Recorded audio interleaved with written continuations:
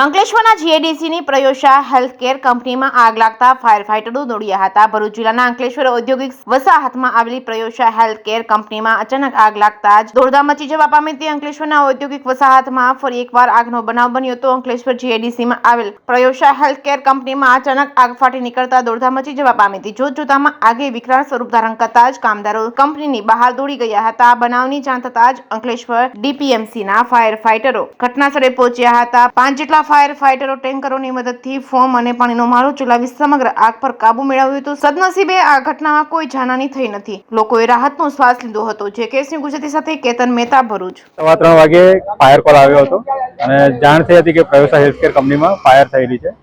એટલે તાત્કાલિક અમે ફાયર ટેન્ડર અમે ઘટના સ્થળે મોકલી આપ્યા અને મેસેજ મળતા રહેતા હતા કે કદાચ ફાયર મોટી છે તો અમે એ પ્રમાણે અગાઉથી જ ફાયર ટેન્ડર વધારે મોકલી અને ઝડપથી આગ પર કાબુ મેળવી લીધેલો હતો અને લગભગ અડધો પોણો કલાકની અંદર આગ કાબુમાં આવી ગઈ હતી અને વધારે નુકસાન થવા પામ્યું નથી।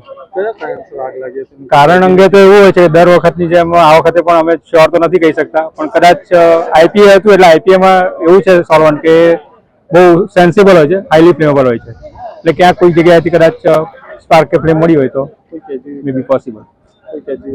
કેઝ્યુઅલિટી અંગે કોઈ મને માહિતી નથી। અમારા સ્ટાફ અહીં પહોંચ્યો ત્યાર પછી એમને ખાલી ફાયર કોલ જેટલું માહિતી મળી છે।